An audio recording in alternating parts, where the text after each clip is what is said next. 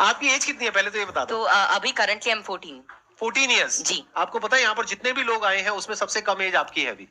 लेकिन सर मतलब जितने भी लोगों से अब तक मैं मिला हूँ आपकी एज के, मतलब 40-50 साल के या 30 इयर्स के, आपके जितने भी शोज देखे हैं उनमें मेरे को तो सबसे कम उम्र के आप लगे हो। अरे ये बताइए मेरे को कि आपकी ये शुरुआत कैसे हुई। जब मैं 5 साल का था तो मुझे लिखना पढ़ना कुछ नहीं आता था। फिर ऐसे ही था कि मैंने 10-15 दिन में ही मतलब लिखना पढ़ना, like all the alphabets and everything I learn them. तो उसके बाद गर्मियों की छुट्टियों की बात है तो मेरे पापा जी एक स्कूल रन करते हैं छोटा सा गांव में, तो वहां पर मैं पढ़ता था। कहाँ के रहने वाले हो आप? मैं करनाल। अच्छा जी। तो वहां पर एक जैसे हॉलिडे होमवर्क देते सबको एक जनरल कि आपको जो वर्ल्ड मैप होता है, एटलस होता है, अगर जिन जिन को अच्छा लगता है आप वो करके आना, आप मतलब उसे समझ के आना। तो फिर ये मेरे दादाजी ने कहा, फिर पापा जी ने कहा कि तो मैं भी कर सकता हूँ। तो पहले ही दिन मैंने देखा तो I got into it and I learned it. मैं उसमें सवाल पूछता गया और जितने भी मेरे कुछ भी मन में रहता तो वो सब आता गया and with in 20 days something I got used to it. और मुझे बहुत ही अच्छा लगने लगा।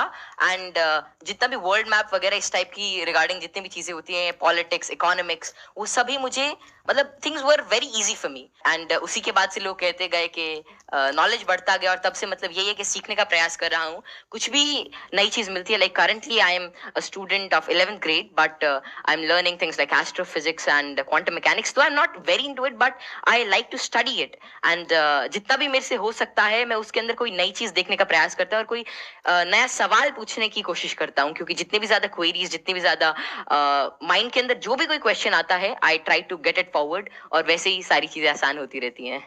आई try to dwell myself deep into it, क्योंकि कोई भी फील्ड इस टाइप का I think that they need one thing that is really important for them, that is questioning। क्योंकि जितने ज्यादा अलग टाइप के क्वेश्चंस पूछते हो उतना ज्यादा आप उस चीज को अच्छी तरीके से समझ सकते हो। तो वही है कि मैं अभी भी क्वेश्चंस नए ढूंढ रहा हूँ, जवाब उनके मिल ही जाएंगे। बस ये है कि जितने ज्यादा और नए और अच्छे क्वेश्चंस मेरे पास आते गए और आते हैं उनसे मैं आगे बढ़ने का कोशिश कर रहा हूँ। क्वांटम फिजिक्स में वेव पार्टिकल थ्योरी है। जी सर। तो उसको आपने स्टडी किया होगा। हाँ, जैसे कि wave particle theory, dual nature of light and matter, वो सब, हाँ वो सब अभी धीरे धीरे मैं कर रहा हूँ। और स्पेशली अभी तो मैं एस्ट्रोफिजिक्स जो है वो ज्यादा पढ़ रहा हूँ। और जैसे कि डार्क मैटर है, डार्क एनर्जी है, तो या फिर माइक्रोवेव रेडिएशन है, बैकग्राउंड रेडिएशन, एक्सपैंडिंग यूनिवर्स, ये सारी चीजें मुझे काफी इंट्रीग करती हैं और इनके बारे में मैं कुछ रिसर्च पेपर्स और अलग अलग चीजें अभी स्टडी कर रहा हूँ। तो जीरो पॉइंट फील्ड के बारे में भी आपने कुछ स्टडी करी है? नहीं, अभी ज्यादा नहीं। अभी मैं जनरली जैसे अभी मैं टाइप 1A सुपरनोवा और उनके जो एक्सपेंशन है, लाइफ साइकिल ऑफ स्टार, उनके बारे में अभी मेरी रीसेंट स्टडी चल रही है। मैंने आपकी यूट्यूब पर एक वीडियो देखी थी जिसमें एक न्यूज एंकर आपसे कुछ पूछ रही थी और आप एक एक करके सारे सवालों के जवाब दे रहे थे। तो क्या अभी भी आप उस तरह से सवालों के जवाब दे सकते हैं? कोई भी आपसे कोई भी कैसा भी सवाल पूछेगा तो आप जवाब दे सकते हैं? क्योंकि ऐसा है कि नॉलेज तो एंडलेस है और सब कुछ तो कोई जान ही नहीं सकता। लेकिन ये है कि जितना ज्यादा मतलब अपने सराउंडिंग्स को ऑब्जर्व करते हैं तो उतना ज्यादा क्या है, जितना ज्यादा नॉलेज ग्रहण करते रहते हैं उतना आपका माइंड एक तरह की मैग्नेट की तरह बन जाता है। और उसके बाद कोई भी इंफॉर्मेशन, कोई भी चीज वो आपको आती रहती है। और ऐसा है कि बहुत सारी चीजें मेरे को नहीं भी पता होती और मैं उनको सीखता हूँ। अगर मानो कोई नई चीज मेरे को आज पता चलती है तो मैं उसे सीखूंगा और that would be like great for me. तो कोई भी चीज I always like to entertain and get new answers and new questions, क्योंकि उसी से ही एक नया फील्ड, एक नया पर्सपेक्टिव मेरे लिए ओपन हो जाता है। एक्सीलेंट जी। तो अब एक काम करते हैं, आप में से किसी के भी माइंड में कोई भी क्वेश्चन है किसी भी तरह का तो वो आप इनसे पूछिए। मैं ये जानना चाहता हूँ कि क्या हम यूनिवर्स को जान सकते हैं कि वो कितना बड़ा है, या हम अभी तक जान पाए हैं? जी। क्या क्या पैरामीटर्स हो सकते हैं उसको नापने के लिए? जैसे कि हमने सुना है कि लाइट ईयर्स होते हैं। जी जी। पर वो कितना बड़ा है, क्या हम इमेजिन कर सकते हैं या हम एक्चुअली में उसे प्रैक्टिकली पता कर सकते हैं क्या? तो जो यूनिवर्स की जो एक्सपैंडिंग यूनिवर्स थ्योरी थी वो एडविन हबल ने दी थी और उनके अकॉर्डिंग जो अभी यूनिवर्स की जो एज है वो नियर अबाउट 13.9 बिलियन ईयर्स है और उसी रेट से अभी एक्सपैंड कर रहा है। तो यूनिवर्स जो अभी हमारी थ्योरी है यूनिवर्स के, जो मोस्टली एक्सेप्टेड है, that is of expanding universe. अभी के हिसाब से हबल कांस्टेंट होता है दैट इज 65 मेगापास्क। तो जो डिस्टेंस ऑफ यूनिवर्स है that is h times d। तो वही 13.9 बिलियन टाइम्स लाइट ईयर। तो इतना भी हमारा एक एस्टिमेशन है कि इतना यूनिवर्स हो सकता है। जैसे आपने इतनी सारी नॉलेज गेन कर रखी है, क्या आप भूलते नहीं है चीजों को, या भूलते हैं? कब रिवाइज करते हैं? हम पढ़ते हैं तो हमें रिवाइज करना पड़ता है, अगले हफ्ते भूल और जाते हैं। रिवाइज करने के आपके बाद भी साथ भूल जाते हैं। एक्चुअली ऐसे ही होता है है ना? Yes sir. अगर आप किसी चीज को अच्छी तरीके से देख लेते हैं, उसे समझ जाते हैं, तो उसकी एक आउटलाइन आपके दिमाग में रहती है और फिर आपको उसे ज्यादा रिवाइज करने की जरूरत नहीं रहती। तो वही है कि किसी भी चीज का कॉन्सेप्ट रहता है, तो अगर आपको वो समझ में आ गया तो information is just like, I think that information is not the main part. If you understand the thing properly, फिर आपको वो सारी चीजें आसानी से याद रहती है, आपको कोई उसके लिए एक्स्ट्रा एफर्ट्स नहीं करने पड़ते। सर पूछे थे, बोल रहे थे ना कि मैं मैटर के बारे में स्टडी कर रहा हूँ, तो मैं ये जानना चाह रहा था कि जो इलेक्ट्रॉन प्रोटॉन है, इनका मतलब सबसे पहले किसने बताया था इनके बारे में? तो इलेक्ट्रॉन की जो डिस्कवरी थी, तो यार 9th क्लास की एनसीईआरटी में मिल जाता है। तो जो इलेक्ट्रॉन की डिस्कवरी थी वो जे थॉमसन ने करी थी, और प्रोटॉन जो मिला था वो रदरफोर्ड के एक्सपेरिमेंट से हमने डिड्यूस किया था। और चैडविक ने, मतलब जेम्स चैडविक ने, जो बेरिलियम की, मतलब जो रेडियो एक्टिव सोर्स से डीके को स्टडी किया था, उससे न्यूट्रॉन के बारे में पता चला था। ये तो बहुत बेसिक क्वेश्चन है भैया, कुछ अच्छा पूछो। थोड़े अच्छे क्वेश्चन पूछो। क्या पूछ रहे हो आप लोग यार? टोटली। मुझे आपसे एक क्वेश्चन है कि आप जितने सेलिब्रिटी से मिलते हो, तो आप इतने जो मिलने से पहले जो बात करने का जो एक होता है नर्वसनेस, इसको कैसे दूर करें? आप जैसे संदीप सर से बात कर रहे हो और बड़े बड़े आप सेलिब्रिटी से मिले हो, तो आप किस तरह से इतना एक्सपीरियंसली आप बात कर लेते हो किसी से? देखिए, जैसे आज मैं यही सोच के आया था कि मैं संदीप सर से मिलूंगा और उनसे बहुत कुछ सीखने को मिलेगा। तो ऐसा तो है नहीं कि संदीप सर आएंगे और मेरे से पूछेंगे चल ये बता, और फटाफट अगर कुछ गलत बताया तो एक थप्पड़ मारेंगे। ऐसा तो होगा नहीं ना। मतलब प्यार से बात करेंगे और अपना आशीर्वाद देंगे, कुछ अच्छा नई चीज शेयर करेंगे। तो वही है कि आप मतलब एक फ्री एंड पे रहें, और जहां पर भी आप मतलब अपने से आप सच जो है वो एक्सपेक्ट करें कि अगर मैं कहीं से सच बोल रहा हूँ तो थिंग्स वुड गेट इजी, और make it easy in your brain. और हर जगह से अगर आप कुछ अच्छा सीख करने की कोशिश करते हैं, ट्रुथफुल रहते हैं, तो आप में nervousness is just a state of mind, और ये बस चला जाता है, जस्ट मिराज। तो बस संदीप सर हैं, आज इनसे बहुत कुछ सीखने को मिलेगा, आप सभी से आज बहुत कुछ सीखने को मिलेगा। तो आप ऐसा कुछ एक अपना परसेप्शन रखिए और फिर सारी चीजें आपके लिए आसान हो जाएंगी। मेरा ये क्वेश्चन है कि जैसे चंद्र ग्रहण लगता है, सूर्य ग्रहण लगता है, तो उसका कैसे पता लगता है कि वो कब लगेगा और किस टाइम में लगेगा, या कितना, उसका कैसे पता लगता है? ये तो पता है कि वो क्यों लगता है, बट इसका कैसे पता लगता है कि अब लगेगा, या कैसे, उसका क्या होता है? तो खैर ये जो टेक्नोलॉजी थी एस्टिमेट करने की कि कब सोलर एक्लिप्स, लूनर एक्लिप्स या कोई भी सेलेस्टियल मूवमेंट होगी, ये तो आज से मतलब कई हजार साल पहले ही डेड्यूस हो चुकी थी। और इसका रीजन यही है कि ऑब्जर्वेशन से हम एवरेज टाइम निकाल सकते हैं।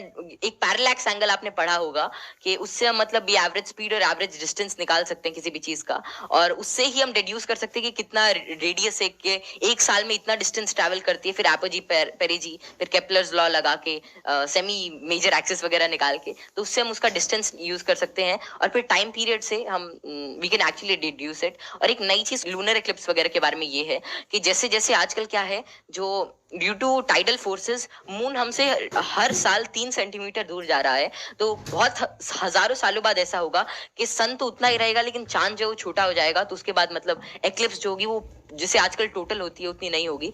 तो ये estimation it is done by using observation. और एस्ट्रोनॉमी एक ऐसा फील्ड है जो हजारों सालों तक ऑब्जर्वेशन से ही चला, और बहुत सारे पुराने साइंटिस्ट जैसे केपलर, गैलीली, आर्यभट्ट, जितने भी बड़े लोग थे जो पुराने जमाने के, वे सभी ऑब्जर्व करते थे। उनकी ऑब्जर्वेटरीज होती थी कि कैसे कैसे जो हेवनली बॉडीज हैं ये इंटरैक्ट कर रही हैं, कैसे कैसे ट्रैवल कर रही हैं, इनमें क्या चेंजेस हैं, और उन्हीं सभी चेंजेस को एस्टिमेट करके, उन सभी को देख के आज हमने मतलब ऐसी सारी टेक्नोलॉजी को रिड्यूस किया है कि जिससे हम कर सकते हैं, एस्टिमेट कर सकते हैं उनका टाइम पीरियड, उनका डिस्टेंस, और कैसे वे एक्ट करेंगे। Excellent ji, big round of applause for him.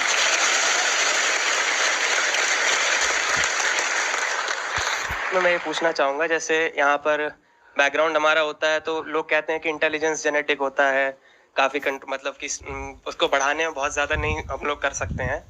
तो आपका इस पर क्या व्यू है कि इंटेलिजेंस, जैसे आईक्यू टेस्ट भी आप बार बार दोगे तो आपका आईक्यू का स्कोर बढ़ने लगेगा उसमें, तो आपका इसमें क्या कमेंट रहेगा कि इंटेलिजेंस के लिए आप क्या व्यू रखते हैं? ये ना बहुत इंटरेस्टिंग क्वेश्चन है जी सर। और मैं ये क्वेश्चन के आंसर से पहले एक बार, अगर आपके पेरेंट्स आए हुए हैं, आपके फादर हाँ, आए हुए हैं, पापा जी आए हुए हैं, मैं एक बार उनसे भी कुछ बात करना चाहूंगा। एक बार उनको माइक दीजिए।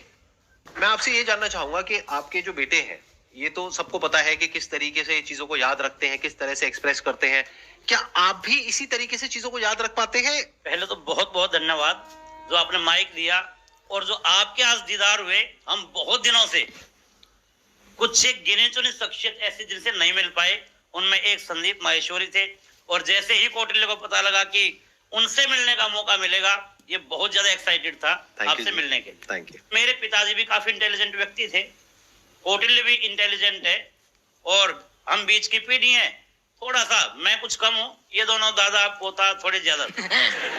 बहुत ऐसे बच्चे हैं जो मेरे से बहुत ज्यादा इंटेलिजेंट है, मेरे को लगता है, जिनकी बात करने के ढंग से, जो इतने ज्यादा, आपको आपने छोटे बच्चे को देखा होगा, बहुत अच्छे अच्छे सवाल पूछते हैं, मतलब वे कुछ भी पूछ लेते हैं और मतलब आपको लगता है कि अरे नहीं ये तो इससे मतलब एज से बहुत ऊपर की चीज है, मतलब या तो आप किसी और मूड में होते हो और हम उसे इग्नोर कर देते हैं। तो जैसे जैसे हम सवाल पूछते हैं उतना ज्यादा हमारे अंदर एक मतलब चीजों को जानने के लिए एक चाह रहती है, और अगर हम वो उस क्यूरियोसिटी को कर्ब नहीं करते हैं तो उतनी ही ज्यादा मतलब वो बाद में सवाल पूछता है, उसके एक इंक्विजिटिव ब्रेन रहता है, और curiosity something that drives this intelligence, and I don't think that there is such a great involvement of IQ and genetics. लेकिन हाँ, अगर आपका मन है कि कोई चीज जानने का, कोई चीज करने का, then it's all about will power, और कितना आप उसमें टाइम डिवोट करते हैं, कितना आप क्यूरियोसिटी और इंटरेस्ट से काम करते हैं। Because even Richard P Feynman said it really doesn't matter कि how much you know, but it matters कि आप कैसे चीजों के बारे में सोच रहे हैं और कितना इंफॉर्मेशन आपके पास है, कितना नॉलेज आपके पास है। It really doesn't matter until and unless you try to use that knowledge, और आप उस नॉलेज से कोई नई चीज को समझने का प्रयास करते हैं, और कोई नई चीज तभी आ सकती है जब आपके पास कोई नया सवाल होगा। आपने बड़ी अच्छी बात बोली कि क्यूरोसिटी हम सबके अंदर होती है। जी सर। लेकिन होता क्या है कि घर में जाकर के हम उल्टे पुल्टे क्वेश्चंस पूछते हैं, जबकि क्वेश्चंस उल्टे पुल्टे नहीं होते हैं, सामने वाले को समझ नहीं आता है तो उसके लिए उल्टे हो जाते हैं, तो वो उसको चुप करा देते हैं। हाँ, बच्चे को चुप करा देते हैं और वहीं पे उसकी क्यूरोसिटी मर जाती है। उसके बाद में क्वेश्चनिंग खत्म हो जाती है, उसके बाद में वो रटना तो मैं पूरे दिन उनसे पूछता रहता, तो एक तो मैंने भी कसम खा रखी थी कि जवाब तो चाहिए ही, तो मैं और कई सारी बुक्स थी, उन्होंने मेरी बहुत हेल्प